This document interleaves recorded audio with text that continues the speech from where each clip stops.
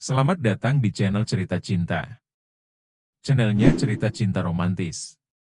Sebelum lanjut, mohon dukungannya dengan like dan subscribe dulu. Pembalasan sebuah pengkhianatan, bagian 13. Beberapa menit kemudian, Jose datang. Perada nyeri. Hair dryer. Akhirnya Jose bisa menyimpulkan sudah apa mereka. Semoga ini awal yang baik. Mudah-mudahan balas dendam itu tidak terjadi, pikirnya. Axel membantu Elle mengeringkan rambutnya. Biasanya Carla yang selalu membantunya. Elle, nanti minum obat yang ada di atas nakas ya, ucap Axel. Obat apa itu, Dedi? Pereda nyeri. Baiklah. Oke, rambutnya sudah kering. Kita berangkat sekarang, ajak Axel. Spraynya bagaimana? Aku tidak mau dicuci sama OB.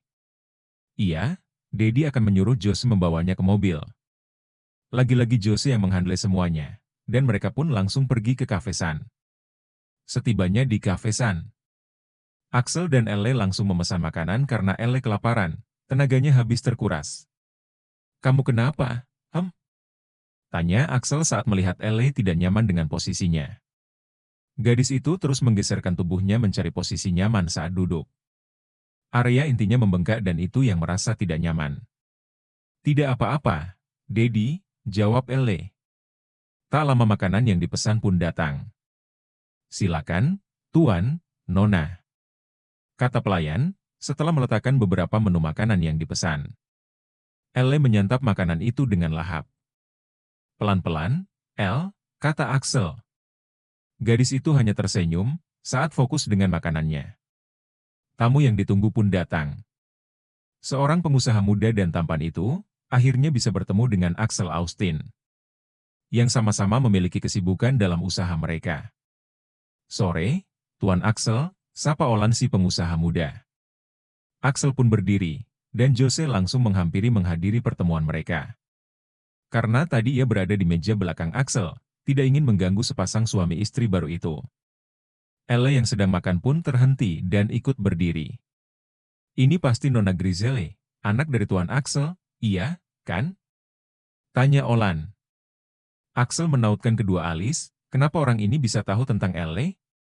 Sedangkan ia sendiri merahasiakan keadaan Elle sebagai putrinya dari publik, hanya orang terdekat yang tahu tentang putrinya. Mau membantah pun sudah telak, Axel tidak mungkin mengakui Elle yang kini sebagai istrinya. Mengiyakan pun tidak, Axel hanya melirik ke arah Elle sekilas. Olan dan Axel saling berjabat tangan. Silakan duduk Tuan, Olan, kata Axel. Axel tidak suka dengan tatapan Olan terhadap Elle. Sayang, bisa kamu pindah duduk sebentar, Dedi dan Tuan Olan akan membicarakan tentang pekerjaan. Kamu bisa makan dengan tenang, ucap Axel. Tentu, Dedi. Elle bangkit dari duduknya dan berpindah tempat.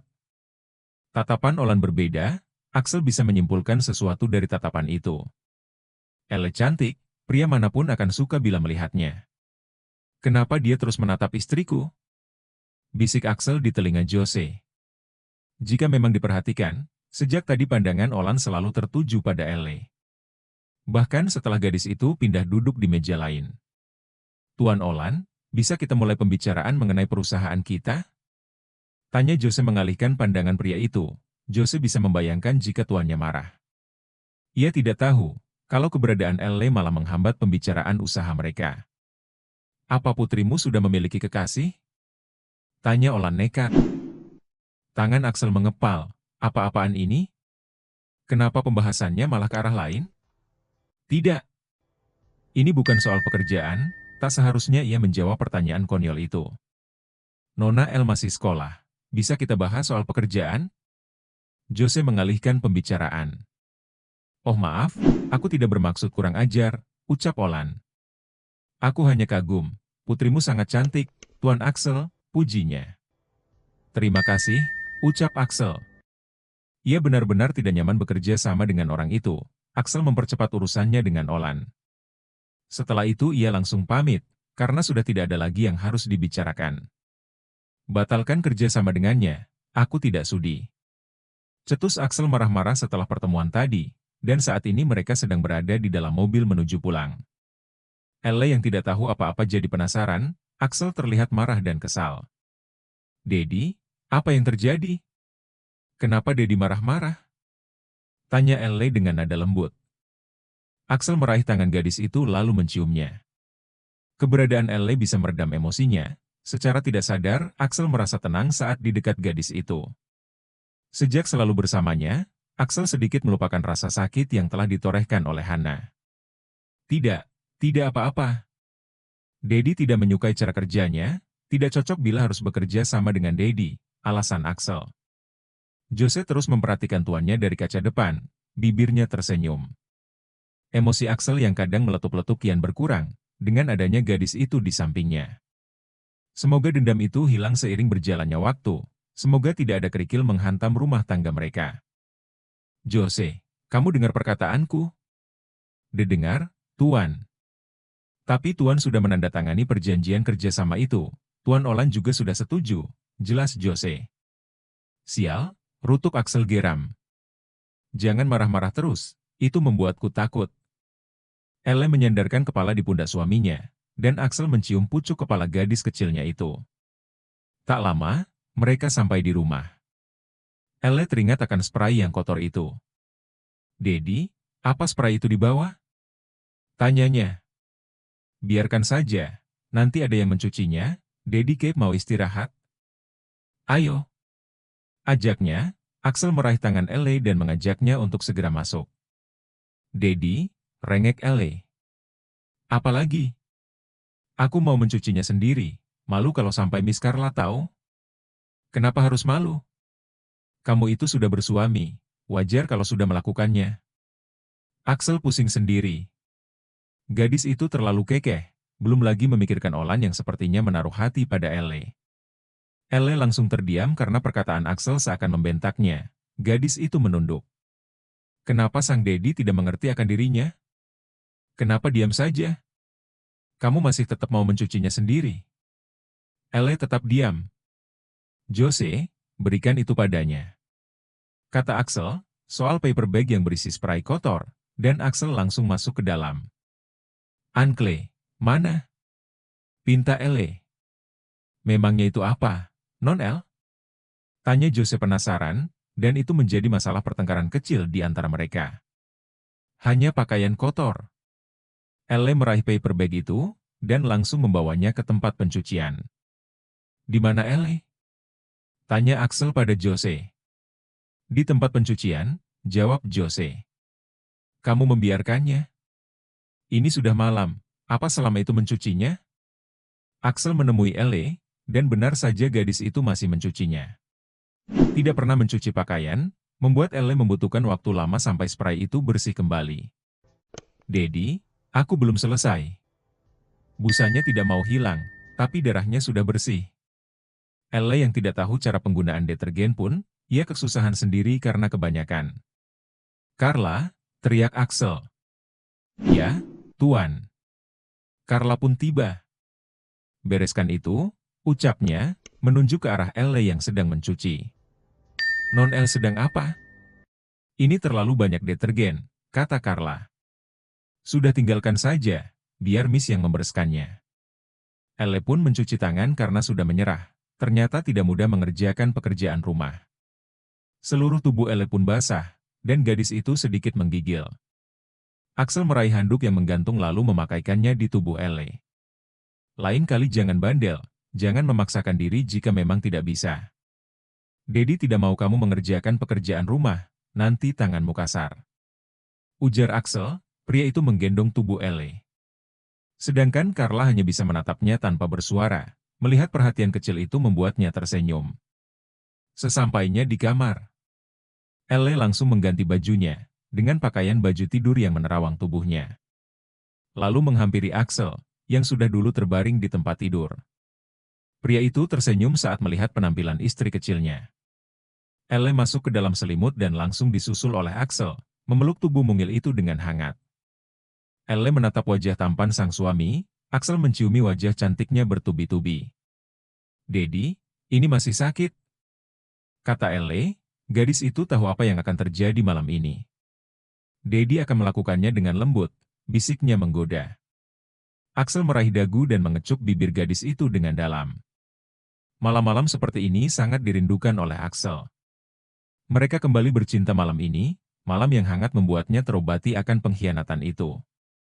"Daddy," bisik Elle. "Ya, Honey. Apa Daddy mencintaiku?" Pertanyaan Elle menghentikan aktivitas Axel, yang sedang menyesap ujung gunung kembar miliknya. Lagi-lagi, Axel belum bisa menjawab pertanyaan itu. Harus ada cinta? Axel rasa tidak perlu ada cinta jika saling membutuhkan seperti ini. Batinnya menggerutu. "Daddy," desak Elle. "Ya, Daddy cinta." Axel kembali melanjutkan aktivitas panasnya. Elle pun tak kalah semangat karena sudah mendengar pengakuan suaminya. Gadis itu yang memimpin permainan, ia ingin Axel benar-benar mencintainya. Setelah pertempuran kedua kalinya, Elle tertidur pulas. Kepalanya bersandar di dada bidang sang Daddy. Axel merasakan hembusan napas istrinya di kulit tubuhnya. Mengusap lembut pucuk kepala gadis itu, menghirup aroma rambutnya yang kian hari membuatnya rindu. "Maafkan Daddy, Elle. Maaf menyeretmu ke dalam masalah ini." Axel memeluk tubuh polos itu. Axel sadar dengan apa yang sudah diperbuat, tapi cuma ini yang bisa menghancurkan perasaan Leo. Tanpa ia ketahui, Leo sama sekali tidak peduli dengan anaknya. Pada tengah malam, Elle terbangun. Gadis itu merasakan lapar, ia beranjak dari tempat tidur. "Au," pekik Elle. Axel yang mendengar dan tahu istrinya terbangun, sontak ia pun ikut bangkit lalu menyalakan lampu tidur dan bertanya. "Kenapa? Apa butuh sesuatu?" tanya Axel heran. "Daddy, aku lapar," kata Elle. "Tunggu sebentar, Daddy ambilkan sesuatu untukmu." Axel berniat mengambilkan makanan untuk istri kecilnya. Tak lama, pria itu kembali membawakan cemilan. "Makan ini, jangan makan makanan yang berat-berat." Elle menarik selimut untuk menutup tubuhnya yang polos. Bagian intinya terasa semakin bengkak dan sakit, apalagi di ujungnya. Terasa ngilu karena Axel menyesapnya dengan lama, sekujur tubuhnya terasa sakit. "Biar Daddy suapi." Elle menerima suapannya dan mengunyahnya pelan. "Haus," ucap Elle. Axel pun sigap mengambilkan minum. Melihat keadaan Elle membuatnya kasihan, gadis itu begitu lemas. Ia benar-benar menghujam tubuh mungil itu, dengan gairah yang tertahan sejak 15 tahun lamanya. Elle meneguk air minum hingga tandas. "Daddy, boleh aku tidur lagi? Aku sudah kenyang dan sangat mengantuk." "Iya, tidurlah." Elle kembali merebahkan tubuhnya di kasur. Sedangkan Axel, ia beranjak dari tempatnya ke arah lemari. Tidak tega dengan kondisi Elle yang telanjang, gadis itu seperti kedinginan. Apa ini terlalu menyakitkan? Pikir Axel mengernyit. Pengalaman ini baru pertama kali ia ketahui. Saat bersama Hana, dulu tidak seperti ini, karena Axel bukan yang pertama tidur dengannya. Axel dibohongi oleh Hana, mengaku perawan nyatanya bukan. Dari Elle ia tahu, bagaimana pengalaman orang pertama melakukannya. Setelah mengambilkan pakaian untuk Elle, ia kembali menghampiri istrinya. Menyibak selimut dan menyentuh tubuh kecil itu. "Elle, kamu sakit?" Axel merasakan tubuh itu menghangat, Elle sedikit menggigil. "Ya Tuhan, Elle sakit," gumamnya. Tanpa membangunkan gadis itu, ia memakaikan pakaian. Panik, ia pun pergi ke dapur untuk mengambilkan kompresan. Parasetamol. Axel mencari kotak obat. Di mana kotak obat itu diletakkan? Axel seperti orang pikun, ia begitu khawatir akan keadaan Elle. "Ah, ini dia." Axel berhasil menemukan obat, buru-buru ia kembali ke kamar. "Sayang, bangunlah." Axel meraih tubuh itu dan Elle pun membuka mata. "Apa ini sudah pagi?" tanya Elle lirih. "Daddy, aku kedinginan, aku bolos sekolah ya hari ini, tubuhku sakit," keluh Elle. "Iya, sayang. Ini masih malam, tubuhmu panas, minum obat dulu ya."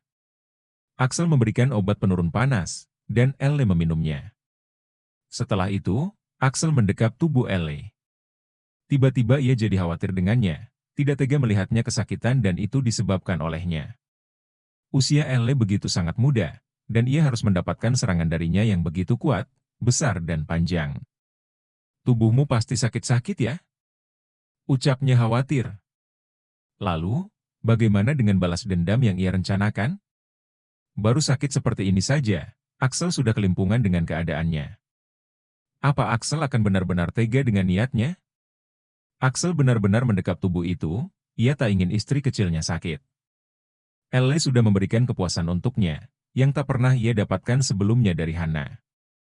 Keesokan paginya, Axel terbangun lebih dulu, ia mengecek keadaan Elle. Menyentuh keningnya, untung panasnya sudah turun. Ia menatap wajah itu dengan sendu, mengusap pipi mulus itu dengan lembut. Elle masih tertidur dengan nyenyak tanpa terganggu sedikit pun. Kekhawatirannya mereda, ia langsung beranjak dari tempatnya dan bergegas ke kamar mandi. Ia akan membersihkan diri karena akan ke kantor hari ini. Hari yang paling menyebalkan karena harus bertemu dengan Olan. Ia tidak tahu kalau ternyata umur pria itu jauh lebih muda darinya. Apalagi, umur Olan lebih cocok bersanding dengan Elle. Pria itu berumur 23 tahun, dan sudah menjadi pengusaha sukses di bidang properti. Pria itu mengajak kerjasama, karena tertarik dengan resort yang berada di Zumpango. Axel memiliki resort yang satunya lagi di sana, yang satunya berhasil direbut oleh Leo. Dan resort itu semakin bersinar. Axel harus bisa merebut kembali resort itu, apapun caranya. Setelah beberapa saat di kamar mandi, tubuhnya menjadi segar bugar. Apalagi dengan pelepasan semalam dan di kantor kemarin siang. Tubuhnya terasa ringan dan bersemangat. Saat kembali ke kamar, ia melihat Elle sudah terbangun tapi masih rebahan dan sedang berselancar dengan benda pipihnya. Elle yang melihat suaminya kembali, ia pun menyudahi aktivitasnya bermain ponsel. Ia tahu kalau hari ini suaminya akan pergi ke kantor, Elle berniat untuk mengambilkan baju kantor suaminya yang masih berada di kamar milik Axel. "Tetap pada tempatmu, Dedi tidak mau kamu banyak gerak," ucap Axel melarang. "Kenapa?" tanya Elle bingung. "Oh iya, terima kasih sudah memakaikanku baju," ucapnya. "Sudah baik kan?" tanya Axel. "Semalam tubuhmu panas, Dedi sangat khawatir." "Aku sudah tidak apa-apa, Dedi. Hanya ini masih sakit." Elle menyentuh bagian bawahnya. "Aku bantu Dedi siapkan baju." "Tidak usah, Carla sudah menyiapkannya. Kamu istirahat saja, Dedi keluar dulu." Axel masih menggunakan handuk, keluar dari kamar Elle menuju kamar miliknya. Axel berencana untuk memindahkan barang-barang Elle ke kamarnya. Ia tak ingin meninggalkan Elle di kamar sendirian, jika ia sedang bekerja di rumah. Axel memakai baju kantor di kamar miliknya. Saat sedang mengancingkan kemeja, tiba-tiba sebuah tangan melingkar di pinggangnya. "Bersambung,"